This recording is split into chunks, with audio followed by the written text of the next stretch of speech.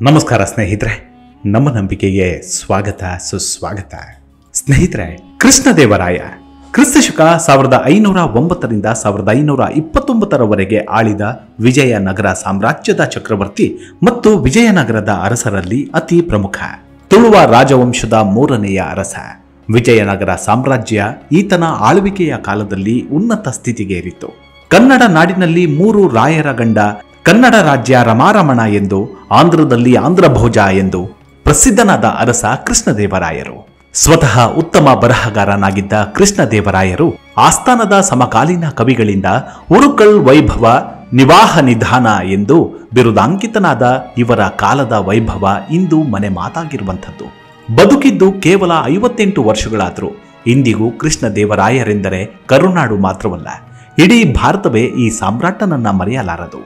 ಬನ್ನಿ, ಹಾಗಿದ್ರೆ ಇವತ್ತಿನ ಸಂಚಿಕೆಯಲ್ಲಿ ಕೃಷ್ಣದೇವರಾಯರ ಕುರಿತಾದ ಕೆಲವೊಂದಷ್ಟು ಕುತೂಹಲ ಭರಿತ ವಿಚಾರವನ್ನ ತಿಳಿದುಕೊಳ್ತಾ ಹೋಗೋಣ.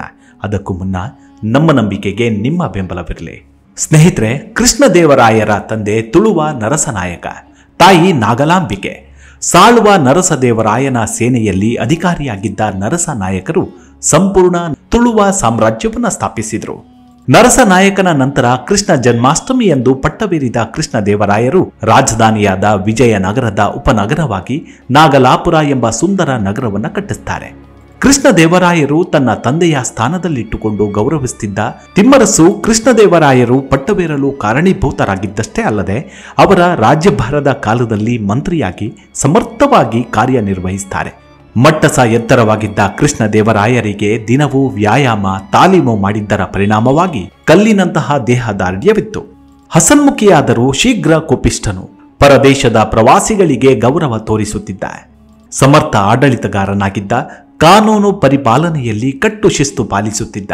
ಅತ್ಯುತ್ತಮ ಸೇನಾನಾಯಕನಾಗಿದ್ದ ಆತ ಸ್ವತಃ ಸೇನೆಯ ಮುಂದಾಳತ್ವ ವಹಿಸುವುದಷ್ಟೇ ಅಲ್ಲ, ಗಾಯಗೊಂಡವರಿಗೆ ಕೈಯಾರೆ ಶುಶ್ರೂಷೆಯನ್ನ ಮಾಡುತ್ತಿದ್ದ ಎಂದು ಹೇಳಲಾಗಿದೆ.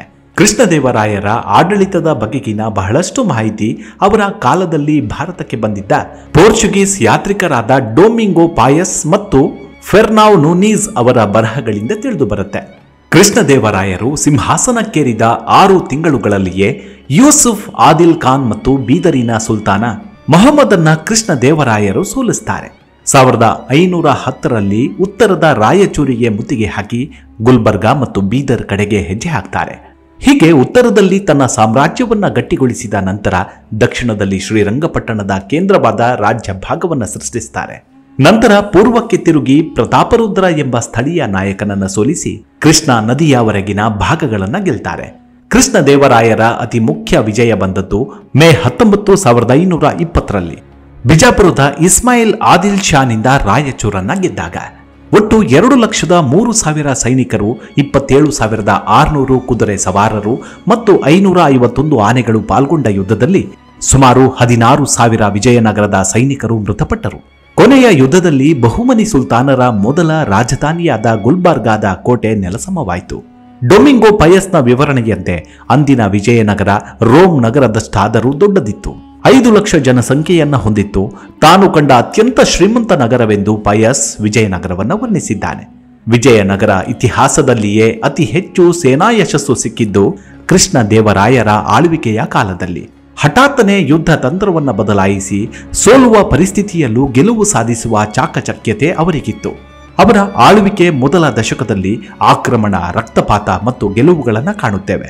ಅವರ ಶತ್ರುಗಳಲ್ಲಿ ಮುಖ್ಯರೆಂದರೆ 5 ವಿಭಾಗವಾಗಿದ್ದರು. ಹಾಗೆ ಸಾಧಿಸಿದ ಬಹುಮನಿ ಸುಲ್ತಾನರು. ಸಾಳುವ ನರಸಿಂಹರಾಯರ ಕಾಲದಿಂದಲೂ ಸಂಘರ್ಷದಲ್ಲಿ ತೊಡಗಿದ್ದ ಒರಿಸ್ಸಾದ ಗಜಪತಿ ಹಾಗೂ ತಮ್ಮ ಪ್ರಬಲ ನೌಕಾಪಡೆಯ ಕಾರಣದಿಂದ ಕಡಲ ವ್ಯಾಪಾರವನ್ನ ನಿಯಂತ್ರಿಸುತ್ತಿದ್ದ ಹಾಗೂ ದಿನೇ ದಿನೇ ಬಲ ಕಾಯಿಸುತ್ತಿದ್ದ ಪೋರ್ಚುಗೀಸರು. ಇವರಲ್ಲದೆ ಉಮ್ಮತ್ತೂರು ಪಾಳೆಯಗಾರ, ಕೊಂಡವೀಡಿನ ರೆಡ್ಡಿರಾಜು ಮತ್ತು ಭುವನಗಿರಿಯ ವೇಲಮರೊಂದಿಗೂ ಆಗಾಗ ಕಾಳಗಗಳಾಗ್ತಿದ್ವು. ದಕ್ಕನ್ ಸುಲ್ತಾನರಿಂದ ವರ್ಷಕ್ಕೊಮ್ಮೆಯಂತೆ ನಡೆಯುತ್ತಿದ್ದ ವಿಜಯನಗರದ ಹಳ್ಳಿ ಪಟ್ಟಣಗಳ ಮೇಲಿನ ದಾಳಿ, ಲೂಟಿ ಇತ್ಯಾದಿಗಳು ಈತನ ಕಾಲದಲ್ಲಿ ಕೊನೆಗೊಂಡವು. 1506ರಲ್ಲಿ ದಿವಾನಿ ಎಂಬಲ್ಲಿ ನಡೆದ ಯುದ್ಧದಲ್ಲಿ ಬಿಜಾಪುರದ ಸುಲ್ತಾನ ಮೊಹಮ್ಮದ್ ತೀವ್ರವಾಗಿ ಗಾಯಗೊಂಡು ಸೋಲನ್ನೊಪ್ಪಿದ. ಯೂಸುಫ್ ಆದಿಲ್ನನ್ನ ಕೊಂದು ಅವನ ರಾಜ್ಯವನ್ನ ಸ್ವಾಧೀನಪಡಿಸಿಕೊಳ್ಳಲಾಯಿತು. ಈ ವಿಜಯದಿಂದ ಸ್ಫೂರ್ತಿಗೊಂಡು ಮತ್ತು ಬಹುಮನಿ ಸುಲ್ತಾನರ ಒಳ ಜಗಳದ ಲಾಭ ಪಡೆದ ಕೃಷ್ಣದೇವರಾಯರು ಬೀದರ್, ಗುಲ್ಬರ್ಗಾ ಮತ್ತು ವಿಜಯಪುರಗಳ ಮೇಲೆ ದಾಳಿ ಮಾಡ್ತಾರೆ. ಅಲ್ಲಿ ಸುಲ್ತಾನ್ ಮಹಮ್ಮದನನ್ನ ಬಿಡುಗಡೆ ಮಾಡಿ ಆತನನ್ನ ಅಲ್ಲಿನ ವಸ್ತು ಆಡಳಿತಗಾರನನ್ನಾಗಿ ಮಾಡಿ ಯಮನ ಸಾಮ್ರಾಜ್ಯ ಪ್ರತಿಷ್ಠಾಪಕ ಎಂಬ ಬಿರುದನ್ನು ಗಳಿಸ್ತಾರೆ ಕೃಷ್ಣದೇವರಾಯರು. ಗೋಲ್ಕೊಂಡ ಸುಲ್ತಾನ ಕುಲಿ ಕುತುಬ್ ಶಾನನ್ನ ಕೃಷ್ಣದೇವರಾಯನ ಮಂತ್ರಿ ತಿಮ್ಮರಸ ಸೋಲಿಸಿದ. ಸ್ಥಳೀಯ ಪಾಳೆಗಾರರು ಮತ್ತು ಭುವನಗಿರಿಯ ವೇಲಮನ ಮೇಲೆ ಆಕ್ರಮಣ ಮಾಡಿ ಗೆದ್ದು ತನ್ನ ರಾಜ್ಯವನ್ನ ಕೃಷ್ಣಾ ನದಿಯವರೆಗೂ ವಿಸ್ತರಿಸಿದ. ಕಾವೇರಿ ದಡದಲ್ಲಿ ನಡೆದ ಯುದ್ಧದಲ್ಲಿ ಉಮ್ಮತ್ತೂರಿನ ದೊರೆ ಗಂಗರಾಜನನ್ನ ಸೋಲಿಸಿದ. 1517ರಲ್ಲಿ ಗಂಗರಾಜನು ಕಾವೇರಿಯಲ್ಲಿ ಮುಳುಗಿ ಅಸುನೀಗಿದ. ಈ ಪ್ರದೇಶ ಶ್ರೀರಂಗಪಟ್ಟಣ ಪ್ರಾಂತ್ಯದ ಒಂದು ಭಾಗವಾಯಿತು.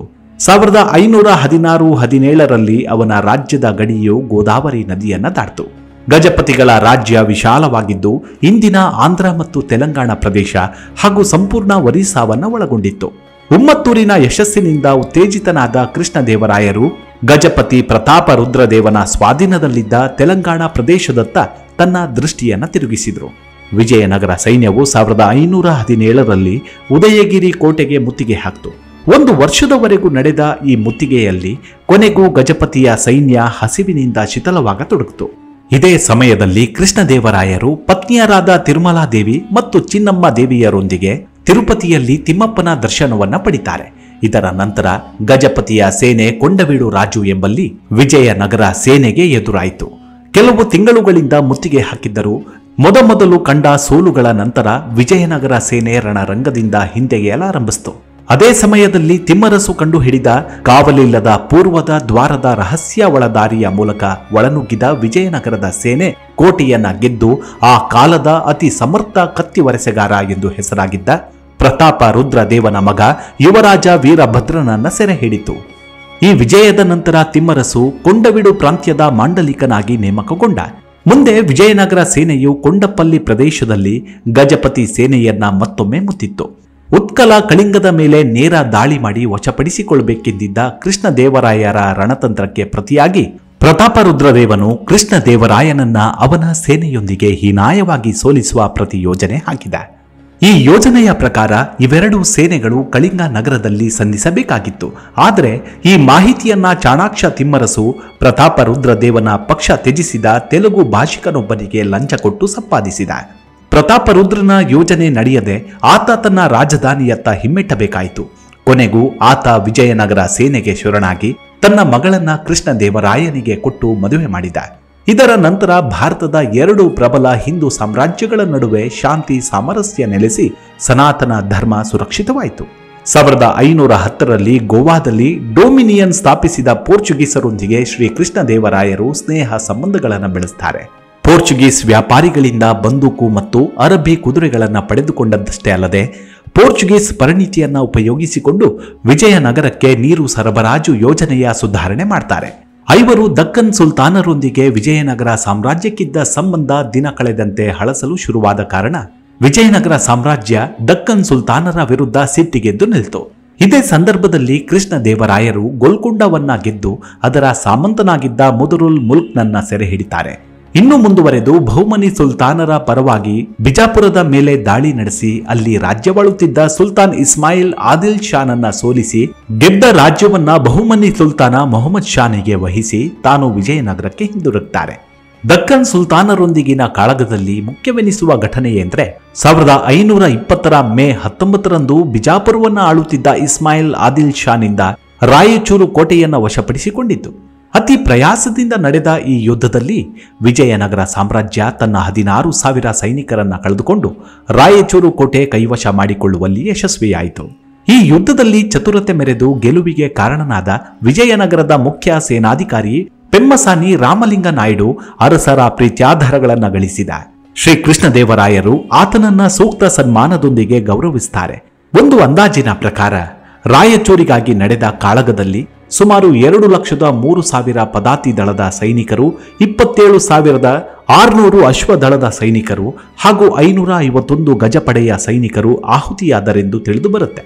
ಕಟ್ಟಕಡೆಯದಾಗಿ ತನ್ನ ಕೊನೆಯ ಯುದ್ಧದಲ್ಲಿ ಕೃಷ್ಣದೇವರಾಯರು ಹಿಂದೆ ಬಹುಮನಿ ಸುಲ್ತಾನರ ಕೇಂದ್ರ ಸ್ಥಾನವಾಗಿದ್ದ ಗುಲ್ಬರ್ಗಾ ಕೋಟೆಯನ್ನು ವಶಪಡಿಸಿಕೊಳ್ಳುವ ಮೂಲಕ ದಕ್ಷಿಣ ಭಾರತದಾದ್ಯಂತ ತನ್ನ ವಿಜಯ ಪತಾಕೆ ಹಾರಿಸಿ ಇಡೀ ದಕ್ಷಿಣ ಭಾರತವನ್ನ ತನ್ನ ಸಾಮ್ರಾಜ್ಯದ ಅಡಿಯಲ್ಲಿ ತರ್ತಾರೆ. 1524ರಲ್ಲಿ ಶ್ರೀ ಕೃಷ್ಣದೇವರಾಯರು ತನ್ನ ಪುತ್ರ ತಿರುಮಲ ರಾಯರಿಗೆ ಪಟ್ಟ ಕಟ್ಟುವ ಮೂಲಕ ಅರಸನ ಪಟ್ಟಕ್ಕೇರಿಸುತ್ತಾರೆ.